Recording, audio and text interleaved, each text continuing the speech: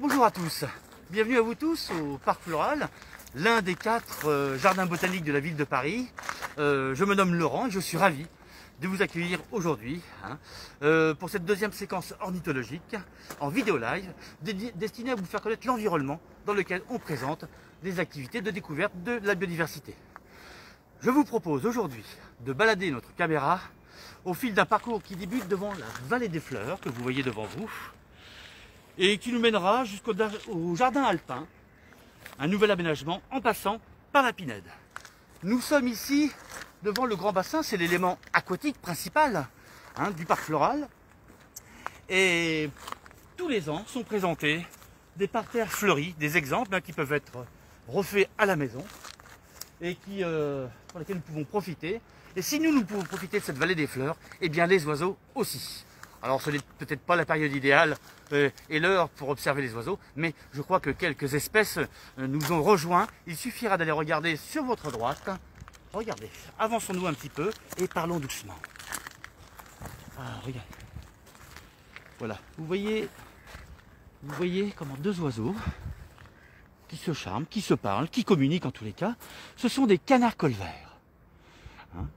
Donc avec des couleurs différentes, on peut observer le mâle et la femelle.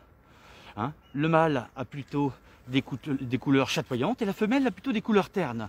Regardez, elle est un petit peu houspillée par plusieurs mâles, justement, cette femelle. Ce sont des canards colverts. Alors évidemment, les mâles ont des couleurs chatoyantes, c'est très joli, et les femelles, c'est un petit peu dommage, ont des couleurs un peu ternes. Mais ce sont elles qui vont couver les œufs et qui vont rester discrètes pour éviter que les prédateurs ne viennent les houspiller. Un petit peu plus loin, si vous regardez sur la rive, sur la berge du bassin, il y a une bernache du Canada. Alors ce n'est pas un oiseau indigène, ce sont des oiseaux nord-américains et puis qui ont été collectés, importés pour décorer les capitales d'Europe. Et on en voit régulièrement sur les grands bassins. On peut en compter parfois une centaine ici au Parc Floral, la bernache du Canada. Alors ici c'est un lieu particulier, j'espérais bien vous montrer aujourd'hui le martin pêcheur. Le martin pêcheur qui niche, on le sait, dans Paris, dans le 16e arrondissement, dans les pales planches, qui forment les rives de la Seine. Et cet oiseau-là a l'habitude de venir tous les jours sur ces rochers qui constituent la cascade de cet élément aquatique. Et là, il surplombe l'eau, et quand l'heure est appropriée, donc avec un soleil plutôt situé à midi, vers 14 h, eh bien l'oiseau peut, après une petite attente, plonger pour récupérer ou insectes, et la plupart du temps, des petits poissons. Mais c'est un oiseau que l'on peut voir tous les jours, mais qui ne supporte pas, évidemment, la glace et le gel. Comment voulez-vous qu'il pêche un poisson si le lac est gelé? Alors donc à partir de maintenant, je pense que cet oiseau-là est parti un peu plus dans le sud de la France pour éviter de se retrouver sans nourriture à cause d'une couche de glace qui se serait constituée sur la surface du bassin. Alors, avec un peu de discrétion, essayons de voir une 3e espèce.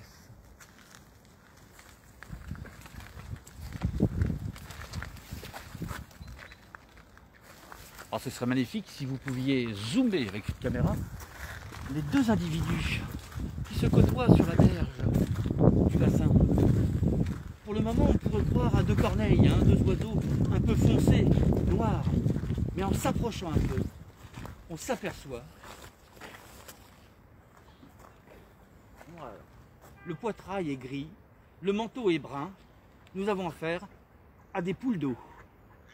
Des poules d'eau qui fréquentent le parc floral toute l'année.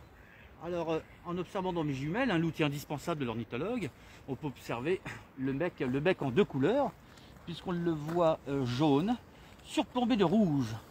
La protubérance est un petit peu rouge. Alors ce sont des animaux assez rigolos. Le mâle par exemple est capable d'offrir un bouquet d'algues pour donc avoir les faveurs de la femelle. Alors que d'autres oiseaux qu'on ne voit pas encore maintenant, comme la mouette rieuse, le mâle lui va régurgiter devant la femelle. Alors à chacun de faire son choix pour attirer la femelle. Avançons-nous un petit peu et faisons tout. Allons nous balader. Laurent, tu me disais que ce n'est pas le bon moment ou le bon temps pour observer les oiseaux. Quel est le meilleur moment? Peut-être une heure de la journée, un climat particulier? C'est vrai que je me suis un petit peu avancé tout à l'heure, mais il n'y a pas de meilleur moment pour observer les oiseaux quand vous êtes passionné. Moi, au cours d'une balade, même lorsque je vois une espèce, hein, là j'en entends une, hein, je sais que c'est le rouge-gorge, et bien je suis ravi de voir le rouge-gorge. Mais normalement, les oiseaux, si on veut être efficace, c'est-à-dire en voir le maximum d'espèces, eh bien ça s'observe le matin, hein, le matin tôt, ou en fin d'après-midi, le moment où les oiseaux vont de nouveau se nourrir. Voilà. D'accord, donc Hein, le mais moment là, du repas, c'est le moment... Exactement. Et puis, évidemment, les conditions climatiques, météorologiques sont importantes. Nous aurions fait cette vidéo ce matin, en plein soleil, hein, à 9 h du matin, et bien, sans bouger, je suis sûr qu'on aurait pu voir une dizaine d'espèces. Hein. Là, le temps est ce qu'il est. Beaucoup d'espèces se sont réfugiées dans la haie, dans le milieu que nous avons visité la dernière fois, à l'abri, dans les boisements, dans les cavités, sous les feuilles, et donc un moment plus favorable pour se nourrir, et bien les oiseaux ressortiront. Merci. On a une question de la part de Thomas. Quel animal a peur des ragondins? Quel animal a peur des ragondins?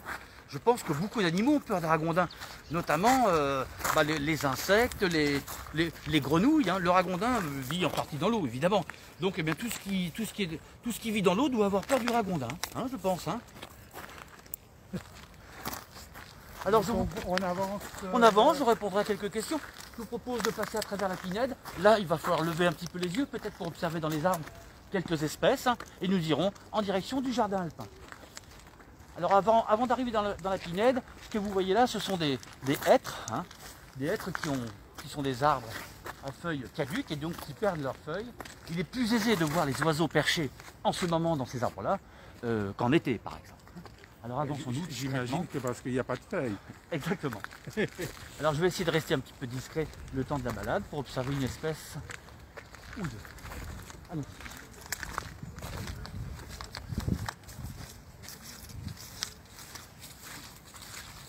Ouh là là, c'est bien.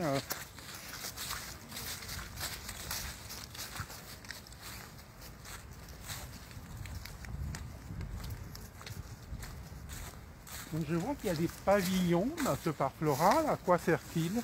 Ce sont des pavillons thématiques. Le premier d'entre eux que j'ai connu en arrivant ici il y a une vingtaine d'années, le temps passe. Hein. C'est celui qui est au bout là-bas, qui est le pavillon des bonsaïs. Merveilleux bonsaïs. La personne qui cultivait ces bonsaïs quand je suis arrivé il y a une vingtaine d'années avait donc étudié la culture des bonsaïs au Japon, hein, par l'intermédiaire de la mairie de Paris, et était revenu donc avec des compétences pour cultiver ces bonsaïs. Régulièrement, les pavillons sont réactualisés avec de nouvelles collections, des broméliacées, des fougères. Aujourd'hui, on peut toujours admirer la collection de bonsaïs du parc floral. Ah, complètement, bien sûr. Avis aux amateurs. Avis aux amateurs. Le parc est ouvert et venez nombreux visiter ce merveilleux parc qui présente une trentaine de collections de plantes, hein, sans compter, comme vous avez vu tout à l'heure, tous ces parterres fleuris qui se différencent d'année en année. Les paysages changent, le parc floral évolue. Et on peut aussi dire qu'il est beau en toute saison. Bah oui, alors je ne sais pas. Moi je suis passionné par ce parc. Hein. Mais oui, il est beau en toute saison. Vous avez des couleurs aujourd'hui que vous ne voyiez pas, comme vous ne voyiez pas il y a 2 mois de ça. C'est magnifique. Les oiseaux. On ne verra plus dans un mois. La biodiversité évolue en fonction des conditions climatiques. Alors le paysage nature, le paysage de nature est toujours un peu différent. Nous passons justement.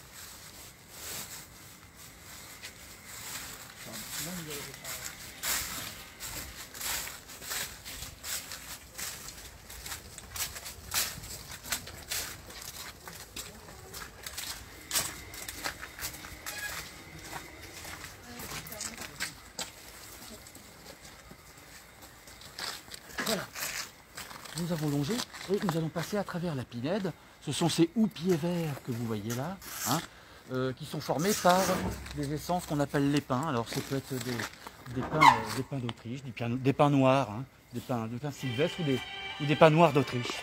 Donc nous allons passer à travers la pinède pour arriver au jardin alpin. On y va, tranquillement.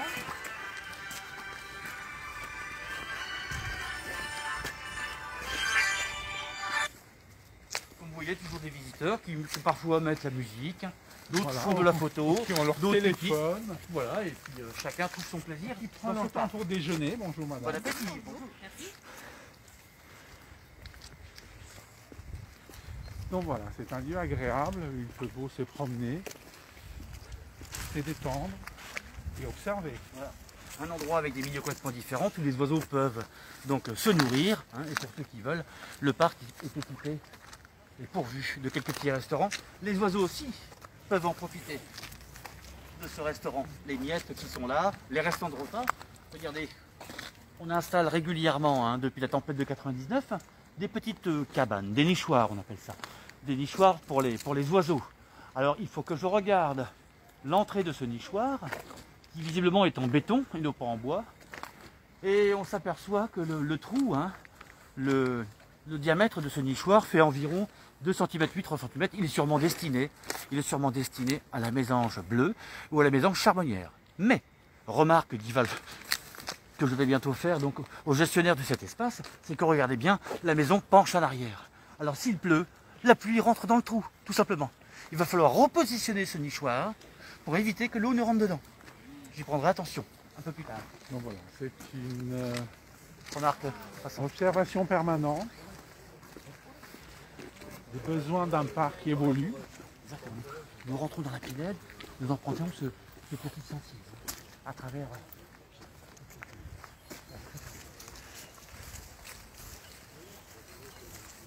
Évidemment, là, les oiseaux se trouvent ou sur le sol, sur le tronc, mais assez rarement sur les pins, un peu plus sur les chênes, ou alors carrément dans le houppier.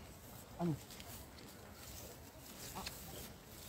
Une petite volée de pigeons, pigeons bisés, non pas des ramiers, on n'a pas vu comme la dernière fois, à la première séquence, la tache blanche sur le cou de l'oiseau. Donc là, avec le manteau gris, il s'agit plutôt d'un pigeon bisé. Même si, vous me pardonnerez, les couleurs sont difficilement identifiables à cause d'un ciel qui est plutôt gris.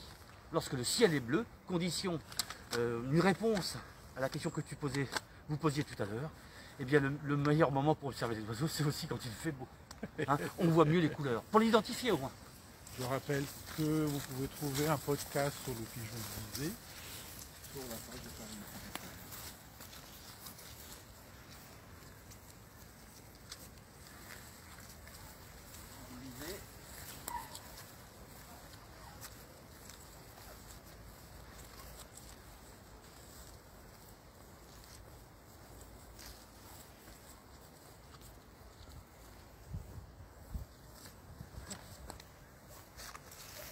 Je ne sais pas si vous avez pu capter l'oiseau qui vient de passer au ras du sol.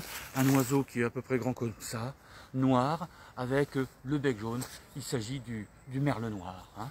Merle noir qui est un spécialiste pour retirer les vers de terre de la terre sans jamais les briser. On croirait qu'il avait coévolué en fait dans sa vie avec sa ressource alimentaire principale, c'est-à-dire le ver de terre. Je n'ai jamais vu casser un ver de terre aussi long qu'il puisse être. Lorsqu'il le sortait de terre. On va sûrement en voir quelques-uns. Là, on est toujours dans du pigeon bisé. Là, vous voyez une petite troupe d'oiseaux qui volettent dans les arbres devant nous. Très difficile d'identifier. En s'approchant un peu et en posant mes jumelles, on a peut-être une chance. Est-ce qu'il y a des oiseaux qui ont des préférences d'un parc plutôt que d'un autre? Les oiseaux, à part ceux qui ne sont pas craintifs vis-à-vis de l'homme, comme des oiseaux intelligents comme la corneille dont on a parlé, dont j'ai parlé ce matin en visioconférence par exemple, eh bien... Nous rappelons au passage que la Maison Paris Nature du Parc Floral Oui. tient des conférences, des webconférences. Oui, le programme, vous pouvez le trouver toujours sur Que faire à Paris. Ouais. Et pour répondre à votre question, eh bien, les oiseaux vont privilégier des milieux peut-être un petit peu plus discrets, en dehors du centre de la vallée. On a vu tout à l'heure des oiseaux aquatiques, mais les petits passereaux vont surtout longer les corridors, c'est-à-dire ces milieux qui sont très importants pour que la faune sauvage puisse naviguer. Les corridors, des petits bosquets, la forêt, la haie. Donc ce sont dans ces milieux-là, je pense, dans lesquels on trouvera le plus d'espèces. Mais le parc est tellement une mosaïque de tous ces milieux-là qu'en fait on peut en voir à tout moment partout ici. C'est ça qui est merveilleux. Nous avons un spectateur très intéressant. Thomas, il demande s'il y a des faucons au début de... Alors ça, bonne question, oui. Alors on a la chance ici de pouvoir observer une multitude de faucons. Alors pas n'importe lesquels, les faucons cresserelles. Alors pourquoi? Nous sommes juste à proximité de la ville de Vincennes. Et donc il y a le château de Vincennes. Et le château de Vincennes, par sa physionomie, offre des cavités dans des pierres suffisamment importantes pour que le faucon cresserelle puisse y nicher. Tous les ans, 5-6 couples, hein, minimum, nichent sur le château de Vincennes. Donc ça fait quand même potentiellement pas mal de faucons cresserelles qui forcément viennent se nourrir dans le bois et dans le parc floral pour venir chercher des petits passereaux. À la campagne, le faucon cresserelle, eh bien, comment on mettra son dévolu plutôt sur des campagnols, que l'on peut voir dans les prairies. En ville, il va avoir quand même du mal à trouver des campagnols. Donc, excusez-moi, je vais parler un petit peu plus doucement, je reprends mon souffle. Eh bien, il jette son dévolu plutôt sur les petits passereaux. Hein. Donc on peut dire que c'est le parc floral, c'est un peu sa réserve de nourriture. Ah, c'est sa réserve de nourriture. Et pour répondre complètement à votre question, j'ai déjà observé mes 2 passages des bulles. Hein. Voilà. Ah, et une petite surprise pour l'auditeur, c'est que j'ai pris une photo que je n'ai pas avec moi, mais d'un faucon pèlerin. Hein. D'un faucon pèlerin ici, et aussi d'un épervier. Ah. Alors c'est très rare, mais on peut voir l'épervier ou faucon pèlerin passer, ou alors dévorer un pigeon. Hein. Voilà, c'est arrivé.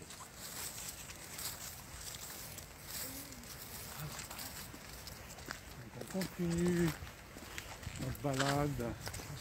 On est toujours dans la pinède. Voilà. J'aimerais m'arrêter quand même sur quelques petits passereaux, ça va être difficile. Peut-être avec votre caméra de pouvoir observer.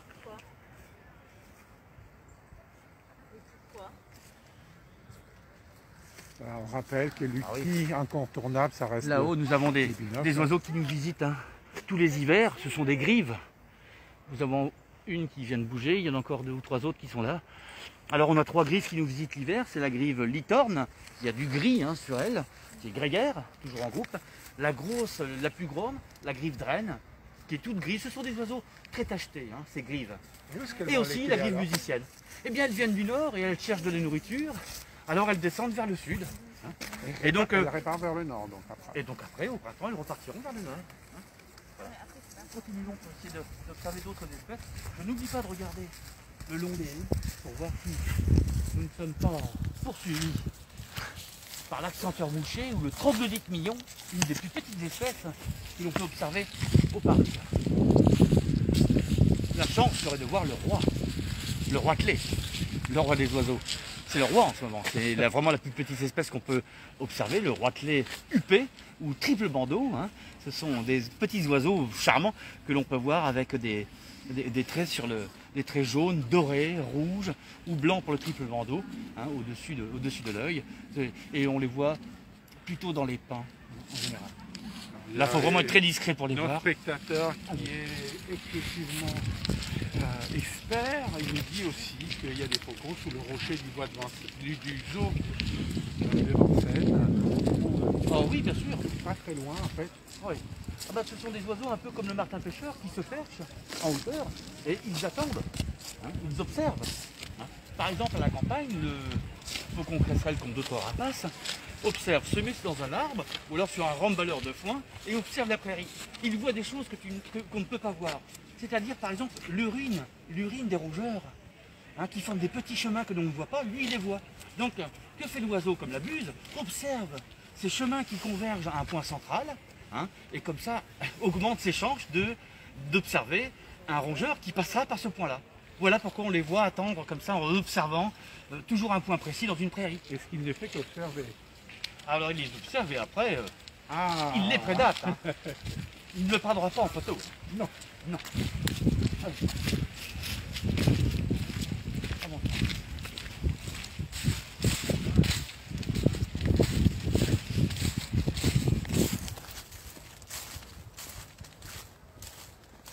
Dans la direction de mon bras, on voit une butte que nous allons grimper pour découvrir le jardin alpin. Jardin alpin juste en face de nous. Alors c'est un nouvel aménagement qui est en création depuis, à ma connaissance, depuis un petit peu plus d'1 an. Ont été collectés dans les différents jardins alpins des graines pour montrer la représentation des végétaux que l'on ne peut pas voir souvent puisqu'ils sont en altitude. Des rochers également, de l'enrochement. Ont été rapportés des différents massifs, Pyrénées, Massif central. On va passer à travers On rappelle au passage qu'il y a des visites hein, tout au long de l'année. régulièrement par nos collègues jardiniers. Conditions sanitaires permettant. Complètement, bien sûr. Et en toute saison. On va peut-être couper pour gagner un petit peu de temps et se diriger vers le jardin alpin. Tout en étant attentif. Alors, si vous saviez comme c'est joli, ces parterres de fleurs fleuris au plein temps, au printemps et en été, les endroits les plus magnifiques pour faire un pique-nique. Est-ce que tu nous C'est invites génial. au printemps pour les voir? Au printemps, je t'inviterai à goûter le miel du parc floral. Et puis, peut-être nous participerons à un parcours biodiversité. Absolument. Parce que s'il y a des fleurs, il y aura forcément des insectes, bourdons, papillons, tout ce que tu aimes. Ah. Beaucoup de fleurs, hein. Là on se dit, tiens, beaucoup de fleurs sont en graines, et donc ce qui favorise les oiseaux, hein, puisque les oiseaux qui sont là en hiver. Que veux-tu dire que pendant fleur est en graine? Eh bien, les fleurs, c'est la reproduction des plantes. Les fleurs mâles donnent du pollen aux fleurs femelles. Les fleurs femelles donnent des fruits dans lesquels il y a des graines. Et en ce moment, beaucoup de fleurs qui ont l'air un peu fanées offrent aux oiseaux une nourriture essentielle pour les granivores, ce sont les graines. J'entends quelques oiseaux qui nous appellent par ici. Regardez, juste là devant vous, la mésange, c'est une mésange noire. Oh, une mésange nonnette. Vous avez des mésanges nonnettes qui sont devant vous. Nous avions vu la dernière fois une mésange bleue, une mésange charbonnière. Là, vous avez des mésanges nonnettes qui sont plutôt grises, hein, avec du noir sur la tête et un peu sur la bavette ici. Superbe. En avant. On les voit essentiellement cette saison. On monte la butte. Voilà. On monte la butte, on arrive juste devant le jardin alpin. Milieu qui va terminer notre promenade. Allons. Vous êtes bien chaussé, hein. L'ornithologue est toujours bien chaussé. Ah, je vois que vous avez vos chaussures de randonnée, c'est exceptionnel. On ne sait pas d'aller, de prendre des chemins à travers. Accrochez-vous, hein. Voilà. C'est ça la surprise. On arrive là. Et on découvre le survie de certains Laurent, tu nous rassures, il y a des chemins beaucoup plus praticables que celui-ci. Complètement, je vous emmène dans un chemin un peu plus direct. Complètement. Voilà. Regardez, toute cette partie-là s'appelle le jardin alpin. Pour le moment, il est entouré, alors je ne sais pas si ça va perdurer, il est entouré d'un grillage, d'ailleurs un grillage à moutons, qui permet de protéger un petit peu la construction de celui-ci. Donc vous observez des essences de résineux, des milieux alpins, des fleurs qui se développent, de l'enrochement qui constitue un peu le sommet des montagnes qui représentent les jardins alpins. Et puis aussi il y a quelques sources, enfin quelques milieux un peu aquatiques, puisque des montagnes descendent des torrents, des ruisseaux, des rivières. Tu as répondu à une question que j'avais sur le bout de l'Ièvre, donc effectivement des torrents, tels qu'on peut voir dans les Alpes ou les Pyrénées. Et c'est exactement. Et c'est un petit peu l'avantage de ces points d'eau, hein, comme la vallée des fleurs, c'est que tous les oiseaux ont besoin d'eau. Ou pour boire, ou alors pour se nettoyer les plumes, hein, de façon à pouvoir avoir un envol plus efficace. Hein. Alors je m'approche de celui-ci pour voir si toutefois nous ne voyons pas un oiseau en train de s'abreuver. Ce qui va conclure notre balade. Alors, on voit que les travaux d'aménagement sont presque terminés. Exactement.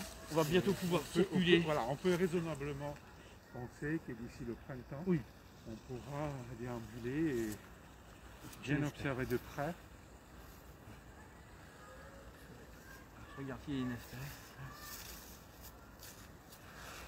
Non, pour le moment, tout le monde doit être... Je vois qu'il y a une construction en bois en plein milieu du parc.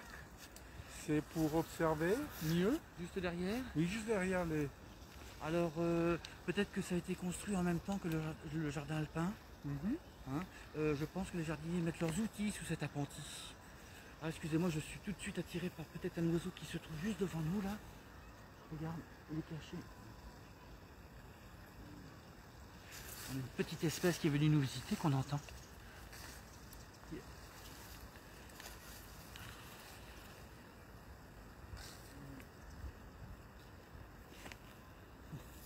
Eh bien écoutez, c'est peut-être une espèce qui a changé de milieu.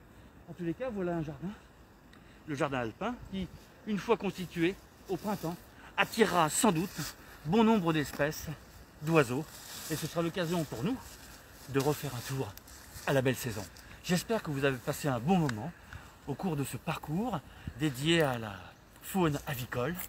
Et je serai ravi de vous retrouver la prochaine fois pour d'autres aventures naturalistes. Merci beaucoup Laurent, et on se donne rendez-vous au mois de janvier. Très bien. En souhaitant à tout le monde des joyeuses fêtes. Et joyeuses fêtes à tous. À très bientôt.